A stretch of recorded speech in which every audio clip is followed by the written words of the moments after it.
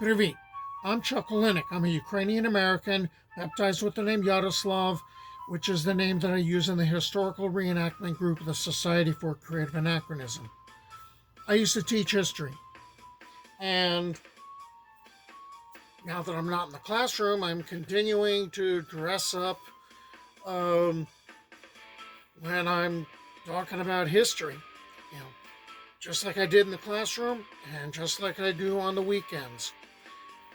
So, one of the areas I started really exploring and making videos about and putting them up on my YouTube channel was Slavic mythology and folklore, a bit of Eastern European history, and that was intended to give people that were in the society that were considering developing an Eastern European persona a starting place so that they might begin their own research. Well, I've been telling skazki. These are like fairy tales. I've also been telling the byliny, the stories about the heroes, the Bogatyr. These were like the knights of Arthur's court, except they aren't based in Camelot, they're based in Kiev. And instead of a king, they are following Prince Volodymyr, Bright Sun or Red Sun, who's actually like a mashup of Volodymyr I and Volodymyr Monomach, otherwise known as Volodymyr II. And a lot of these stories fall into three categories. One was about the Elder Bogatyrs or Bogatyri, who are superhuman, all right? And they kind of represent the pagan times. And then there are the Bogatyrs that are centered around Volodymyr's court in Kiev. And then there's a cycle of tales around the city of Novgorod. And this particular tale about these particular characters is sort of a blend of all three. Stavr Godinovich, he shows up in the Chronicle of Novgorod in the year 1118. He was not a boyar, he was not a great warrior, as stated in the songs, but he was a sotsky, the ruler of 100. Novgorod and its suburbs were divided into what were called hundreds, and they were organized according to their different trades. Prince Volodymyr Monomach, otherwise Volodymyr II, he summoned all the nobles of Novgorod to Kiev, where he held court, and he made them take an oath of allegiance, of fealty to him. Some he permitted to return home. Others, among them was Stavr, he sent into exile because Volodymyr was really steamed at the exploits of these particular people. But the tale of Stavr will get moved to Volodymyr's court in Kiev. So this will be the court of Volodymyr Bright Sun or Red Sun. Stavr's home will move from Novgorod to Chernihiv.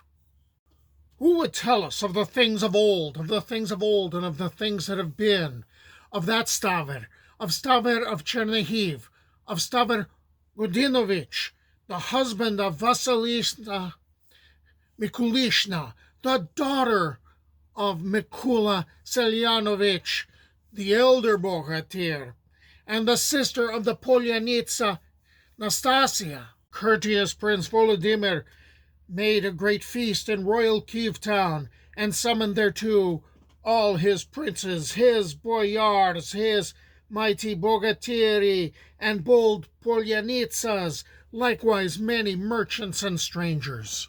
Among these last was young Stavr Godinovich from Chernihiv.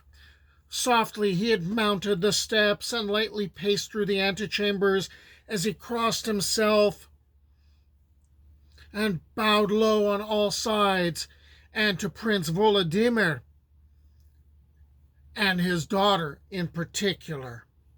The red sun inclined to even, and as was the custom at a feast, all the youths were merry with drink, and they became boastful. They boasted of their good steeds and their heroic strength, or perhaps golden treasure. The merchants would brag about the fur of Siberian foxes and black sables.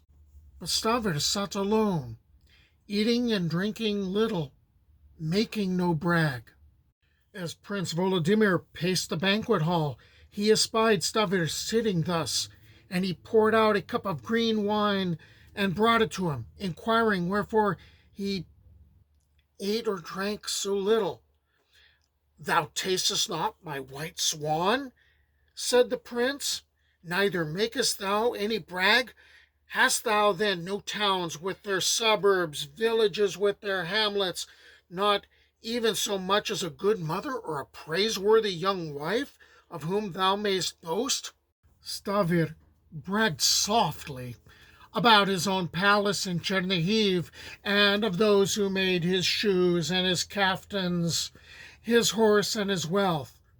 But when it came time to speak of his young wife, Vasilisa Mikulishna, he swore she could buy and sell all of Kiev town, deceive all these princes and nobles, these boyars, and drive even fair son Volodymyr from his own senses. Then all at the feast fell silent at this word.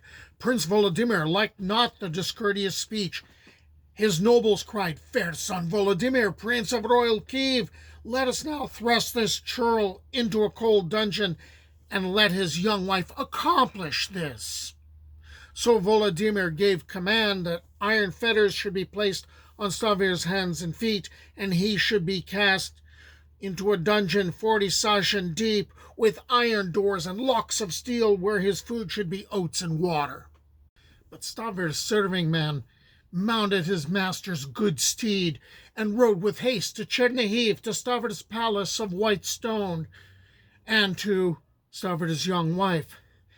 Now Vasilisa Mikulishna had made a great banquet for the wives of the merchants and the rulers of the town, and so the serving man found them feasting. When her husband's man told her of all that had befallen in Kiev, royal Kiev town, the young wife rose from her bench of oak and said, "Time is it, my welcome guests, to betake yourselves to your homes, to your dwellings." Then she seated herself in her folding chair, and for the space of 3 full hours she meditated on how she might gain her husband's release. Untold treasure of gold will not ransom my husband, nor may he be released by mighty heroic strength. Stavr must be freed by woman's wiles. Then Vasilisa wrote a letter to show that she was an ominous ambassador from the island of Kodul in the land of Ledinets, come on an honorable mission to fair son Prince Volodymyr, to sue for the hand of his daughter Beauty, Zabava. After that she hastened to her heroic chamber and summoned her tiring women. "My trusty maids, make haste, cut off my ruddy braid. Fetch me an ambassador's apparel, saddle me a heroic steed." In very great haste they sheared off her ruddy locks in fashion like a man's, dressed her in black velvet breeches and the garments of an ambassador, and led her forth to a horse, which was saddled. She then summoned a bodyguard of 40 good youths, and they mounted and rode with her. When they had traversed half the way, a stern messenger came riding towards them from royal Kiev town, and as they came together, they saluted, palm kissing palm. Then the messenger began to inquire of Vasilisa whence this bold and goodly youth was come, and whither he was going. She told him that she was sent by the stern king Yetmanuela to collect tribute for 12 years, 3,000 hryvnia for each year. In turn, the messenger told her that he was on his way to seal up Stavr's palace and to fetch his young wife to Kiev. Then spoke the good youths of Vasilisa's guard. "We have been at Stavr's palace, and there is no one therein, for his young wife hath departed to the distant land of the Golden Horde." So the messenger turned back to royal Kiev town, and outriding them, told Prince Volodymyr, bright son, privately that a threatening ambassador, one Vasily Mikulich, was on his way to Kiev from a far-off land. Prince Volodymyr was sore troubled thereat, and the people made haste to sweep the streets and to lay pine trees in the muddy ways so that they might be passable. Then they waited outside the gates for the coming of the ambassador from that far-off land of Ledinets. But when this Vasily Mikulich came, he passed not the gates. He leaped the city walls, passed the corner towers, and came to the spacious princely court. There he sprang from his good steed, thrust the butt end of his far-reaching spear into the earth, flung his silken bridle over the golden spike at its point, and entered straightway the fair royal halls, asking leave of none, but flinging wide the doors. There this ambassador Vasily, who was Vasilisa, bowed on all sides, and to Prince Volodymyr in particular, laid her letter on the oaken table and demanded the hand of his daughter in marriage. Prince Volodymyr rose to his nimble feet, took the letter in his white trembling hands, broke the seal, and scanned each word narrowly, then spoke. "'Tis well, Vasily Mikulich. I will give thee beauty to wife. I will now take counsel with my daughter." But when he came to his well-loved daughter, Beauty Zababa said, "What art thou minded to do, dear father? Wilt thou give a maiden in marriage to a woman? For I have marked this Vasily Mikulich. No threatening ambassador is he, but a woman by all the signs. When he walketh in the courtyard, 'tis like a duck swimming. His speech is a woman's pipe. His gait in the royal halls is mincing. When he sitteth upon the wall bench, he presseth his feet close one to the other. His little hands are white, his fingers delicate, and upon them the marks of rings still linger." "That we shall see," said Volodymyr. "For now I will prove this ambassador. I will have the steam bath prepared for him after his journey. If he be in truth a mighty hero, then will he come to the bath with me. If he be a woman, he will not come." So the bath was heated, and Volodymyr went to invite Vasily Mikulich. "Wilt thou steam thyself with me after the road, good youth?" And Vasily replied, "My soul burneth to do that. Pleasing will it be after my journey." Now Prince Volodymyr was royally apparelled, and while he was busy putting off his garments, Vasilisa hastened to the bath, wet her head, and came forth as Volodymyr entered. "With great speed hast thou steamed thyself. Why did thou not wait my coming? Thou art at home and at leisure, Prince Volodymyr, but I am a traveler. My business brooketh no long delay in the bath. I am come to woo. Give me thy daughter to wed." "I must first confer with my daughter again." But Beauty Zabava said, "Wilt thou make thyself a laughing stock for all Rus, my father, and wed thy daughter to a woman? For by all signs this is no man." "I will prove her yet once again, my dear daughter," said Volodymyr, and went to Vasily. "Is it pleasing to thee to shoot a match with my young men, Vasilyushka Mikulich?" "My soul longeth for that," she answered. Then they went forth upon the open plain and began to shoot at a damp oak, a full verst distant.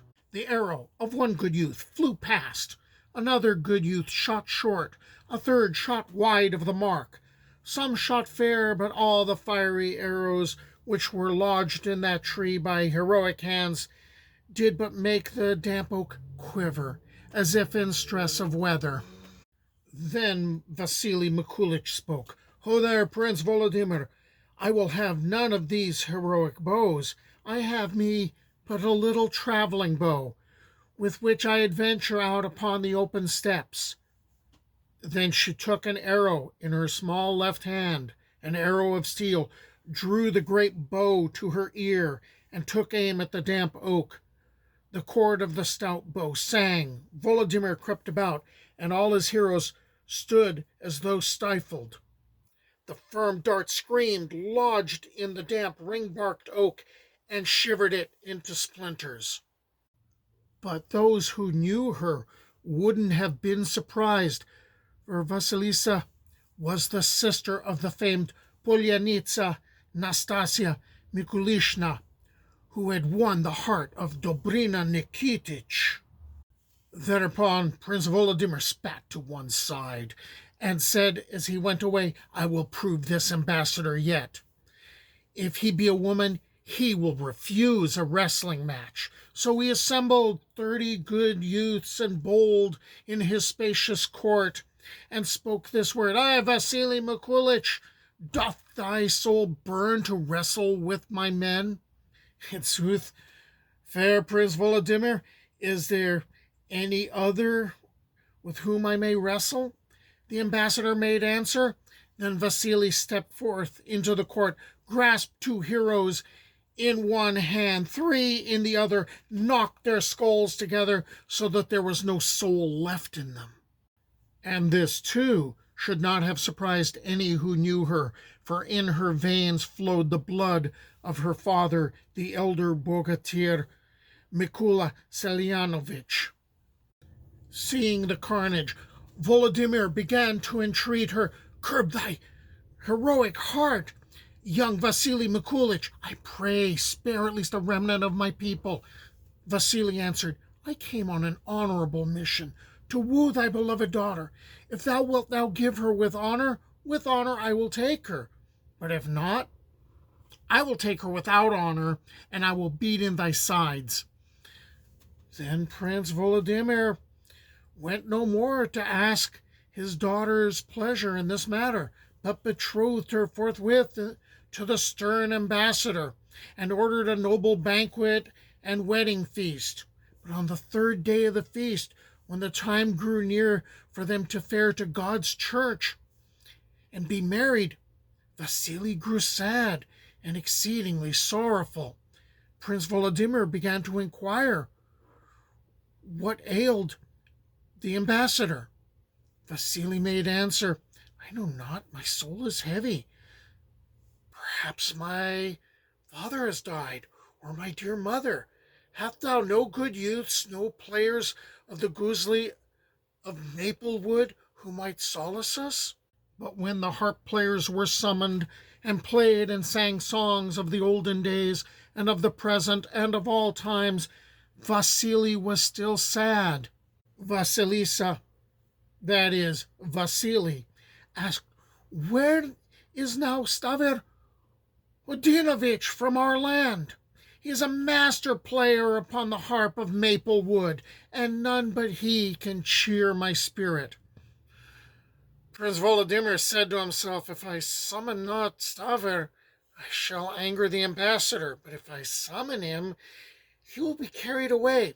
Nevertheless, he dared not offend Vasily, and sent for Stavr to the princely banquet hall. Stavr strung his harp and began to pluck the strings. One string he strung from Kiev, one was from Tsargrad, the third from far Jerusalem. He played great dances and sang songs from over the blue sea. Then Vasilisa, the stern ambassador, began to sleep and dream the highest praise for a musician, and to say, "I, fair son, Prince Volodymyr, let Stavr go to my pavilion and view there my bodyguard and walk in the open fields." This Volodymyr would have refused, yet dare not anger the man, and so allowed it. When they were come to the open plain and the pavilion, Vasilisa said, "Dost thou not know me, Stavr?" And he answered, "After that dungeon, I can't recall from far distant years." "Ay, thy stupid Stavr! Knowest thou not thy young wife Vasilisa?" "Yea, her I should know after 13 years. Foolish Stavr! Thou hast not known me after a scant 3 months." Then she went into the pavilion, put off her manly garb, and donned her own raiment, and coming forth, she took Stavr by his white hands, kissed his sugar mouth, called him her beloved husband. Then he knew his young wife at last, and said, "What will fair son Volodymyr do to us now? Let us mount and ride swiftly hence." But Vasilisa said, "Not so. We must not steal away in this fashion from royal Kiev town. Let us go instead to Prince Volodymyr." When they came to the royal palace, Stavr Godinovich said, "Ay, thou fair son, Prince Volodymyr, I have made good my boast, for thou hast betrothed thy daughter to my young wife." Then was Prince Volodymyr shamed, and spoke this word. With reason did Stavr boast of his young wife, Vasilisa Mikulishna. May God forgive thee thy former offense, but boast no more of thy young wife, and trade evermore in our good city of Kiev without tax. But Stavr and Vasilisa mounted their good steeds and rode to the glorious town of Chernihiv, to their lordly villages and palace of white stone. No more did Stavr frequent lordly banquets, and never more bragged he of his young wife, but dwelt thenceforth and took his ease in Chernihiv. It was at the feast I heard this tale, there it was I drank mead ale. Though it flowed down my beard, my mouth stayed dry, for never a drop passed my lips, swear I.